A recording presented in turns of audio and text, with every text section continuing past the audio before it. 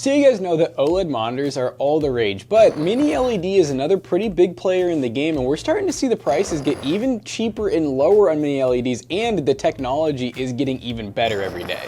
This monitor is a quantum dot mini LED monitor from Innocn. Thanks to them for sponsoring this video. We're gonna show you this monitor and also do a little bit of comparison with one of their OLED monitors to show you guys what the difference is like and to see if this quantum dot mini LED technology can bridge the gap so much between OLED that you may wanna go with this one, because with superior brightness compared to OLED, if you get that contrast level very close, you might wanna lean mini LED rather than go OLED for your next gaming monitor upgrade. But first, we're gonna unbox this monitor, see what it looks like, see what it comes with, put it all together, and then we'll dive into some gaming and comparison to see if this is the monitor for you. Let's open it up and find out. All right, let's go ahead and get our monitor unboxed here. I'm pretty excited because this one's new. It's not a refurb.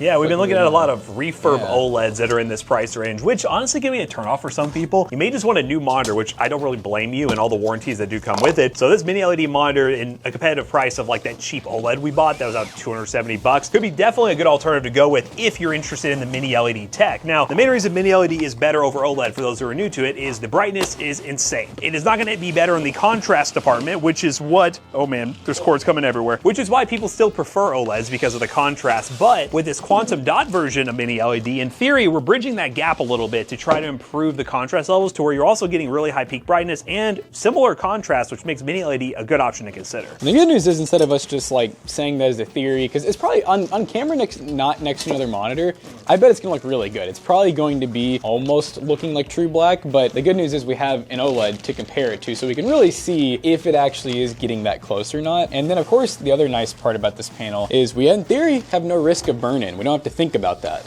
Never have to think about it because we are using the backlight as opposed to individual LEDs like an OLED. So definitely a good thing here. And that OLED is an Innocn one that I've been using on my desk here. So it is definitely worn in. It stands on its own. Oh, it doesn't need a stand. That's crazy. It actually is crazy though how skinny OLED normally is compared to this. This mini LED is a little bit thicker. It's not like thick to the point that I'm like, I wouldn't think about it. It's still thin, but it's just those OLEDs towards the top are so skinny usually. And one thing with Innocn monitors that we always see is they do a really good job with the stands. I mean, look at this thing. This thing's huge. It has an easy quick attach, which we'll do like so.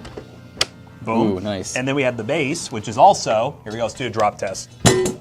Oh, I thought you meant the monitor. Yeah, heavy base. One thing that's cool too is this thing. Here, like let me just move this out of the way. There it goes. It has a lot of ports on it. It actually has USB pass-through, so that's USB Type B 3, so very fast pass-through. We have 2 HDMIs, a DisplayPort, audio, and then a DC power in. And yeah, we'll go ahead and attach the base to it. They've been doing a lot of these white monitors recently too. I feel like all the ones we've been getting are white monitors, which is a cool change up. I mean, it might throw off your setup though a little bit if you are rocking like an all black aesthetic, but just something to keep in mind, most of their monitors are all white and they don't really have another alternative. Yeah, I wonder, so can you not get this monitor in black to your knowledge? Not based on the Amazon listing I've seen. I'm assuming that's probably like one of those. Sensor? I think it's a light sensor, so an auto dimming light sensor. So if you have, let's say, a bright room or a dark room, it'll auto adjust the brightness based on the room.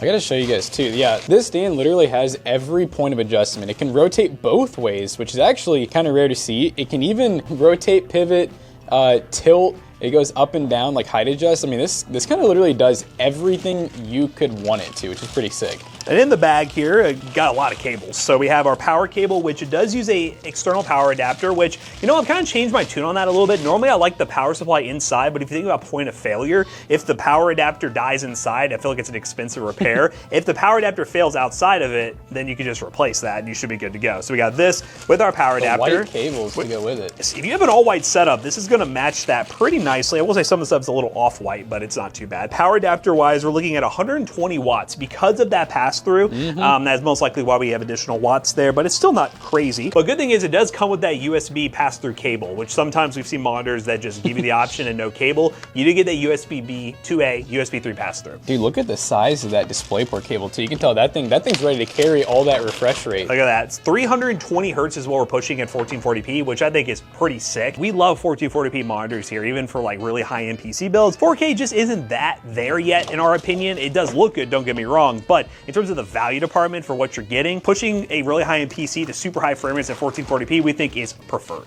And what response time are we looking at again? Just 1 millisecond response time. So that's the one downside that we do go back to the whole OLED thing. Pretty much any OLED panel is going to be super responsive. So 0.03 millisecond response time normally. We're talking 1 millisecond here, like your traditional LCD panel. Average gamer, you're really going to notice? Probably not, but it is an important note to mention. I guess let's get this plugged in. We'll make sure it actually turns on real quick. Then we'll get the OLED out and do a little side-by-side to see, can we notice a difference in a video scenario with the dimming zones? Will we see the contrast look good? How much brighter is this monitor going to be out of the gate? We'll grab my Innocn monitor off my setup and we will see. Okay, so we got our Innocn mini LED monitor set up right here, looking pretty good. We got our OLED off to the side. We have it off right now because we can't draw too much attention to it just yet. And we're gonna go ahead and just show you guys, you know, some of the settings, initial impressions and whatnot. So first thing, let's make sure that we got that proper refresh rate and everything. We got 1440p, looking good. We got 320 hertz, perfect. We are on, we're on 10-bit color depth now. Beautiful. I think it's swapped back to HDR. That's why it's on 10-bit right now. So as you can see here inside the menu, we have picture mode where you can go over and you can go through all different types of modes, and it should show which one we're on right now, I believe. Let's see. So as you can see, we are on DCI P3 mode, and that's to match our OLED. That's the same profile that that's on, so we can kind of just get a good matching test. We are at 100% brightness. We do have different brightness modes, so normal and highlight. Highlights seem to make it a little bit brighter. We can do contrast. Now there is a light sensor, it's right here. So in theory, if we turn that on, that should make it to where, which I don't want to turn on right now because it may mess with other settings. It should make it to where if you know, we like covered it, for example, it'd go max brightness. If we took our hand off and turned these lights on, I guess it'd be the other way around. Yeah. If we covered it, it'd go dark so that you're not getting blinded by mini LED. Sharpness set to 0 currently. Aspect ratio widescreen. We do have a color temp, which we can't change, I guess, because we're not in like a user mode. That's probably part of the DCI mode. Saturation, which, RGB. Individual. Start playing with that, right? Once we get the spider, that's when that happens. Yeah, we're getting a monitor calibration tool, so for future videos, we will have that. This is fun. You can make it remind you to like look away, like touch grass basically. And then we can reset the picture settings. Very nice. Okay, so we do have HDR built into the monitor. We can turn that on. We will test it with HDR because we know last time we used mini LED, you guys get really mad that we didn't use HDR because you're like, that's one of the main points. And we're like, okay, fair enough. Now local dimming. This right here is an important mode because right now, we are gonna get peak brightness overall, but it's not gonna compete super well to the OLED because if local dimming is off, it's not going to try to compensate the black areas to make them look a little bit darker. Yeah. So we will come back to that. Yeah, the local dimming is the aspect that will make the OLED competition closer. We also have picture enhancement, which that's a whole lot of stuff right there. So we can do color enhancement, shadow balance, overclock. I guess that'd be for... Overclock the refresh rate if you want to. Yeah. Can we get more than 320? You might. We can reset all of that as well. We have a little more game aid. I'm guessing that's going to be, so that will tell the refresh rate. Yeah, these are overlays. Okay, which is kind of crazy. Hawkeye vision, is that like the zoom in mode?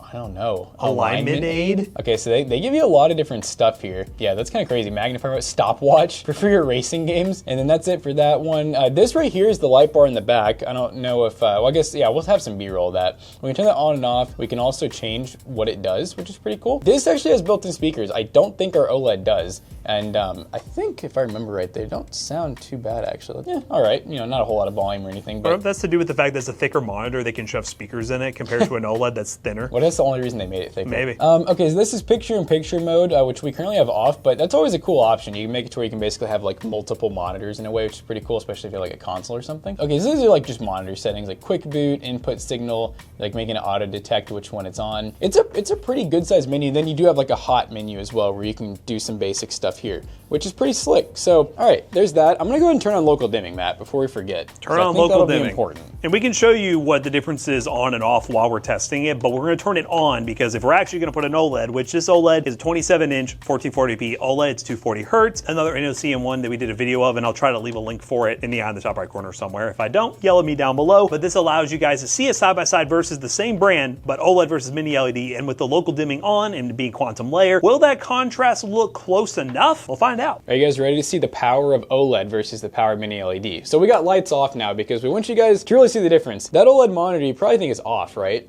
And you see this one, you're like, oh, the backlight's on. No, this is actually, they're both on. This is pretty crazy. So this is local dimming set to low. That is just OLED. That's OLED being OLED, where when you don't have anything happening, those organic LEDs are basically just off pretty much, which is pretty cool. And our mini LED, obviously, it's always gonna have some backlighting to it. So let's play the video. So you can definitely see the contrast still. The true blacks are much more noticeable. Again, we're on the lower mode, so we will adjust some of the settings here to see the difference, but the more aggressive you go with the local dimming, the overall image will start to become darker just because of how mini LED works. So you really got to find the perfect balance for you. It does look good though. Yeah, let's show them it off real quick, just to show them how much brighter the overall thing gets. Oh yeah. A lot brighter. That's a lot brighter. Kind of where mini LED gets to shine a little bit is it typically has a higher nit rate, although I will say, the OLED is, because of the contrast and the overall brightness, it's still a really bright monitor. Like, that's a bright OLED. Yeah, and I'm just noticing some of these scenes, it definitely does get really bright. I've always preferred contrast over raw brightness just because of the image just honestly looks prettier than me that way. But there are a lot of people who just want a solid, and there's people in our Discord too who agree with this, they want a really solid LCD panel with good color accuracy, and they just care about the raw brightness going on, which I think you can actually turn HDR on the monitor too if we wanted to try that. That is true, so then we wouldn't have to do it, let's see. And then let's turn on the local dimming back on. So now we're HDR on, and then low local dimming. So we get to more of a contrasty scene. It's still the same kind of levels of contrast in my opinion, not a major difference there. No, I don't think so. Like, yeah, I almost wonder if maybe we still just need more nit maybe to run the HDR to really see a major difference. Yeah, it still looks about the same. Let's just see what the higher local dimming looks like. Should we keep HDR on? Yeah, let's just leave it on. Right, HDR, we'll keep it on game mode. Local dimming, let's go.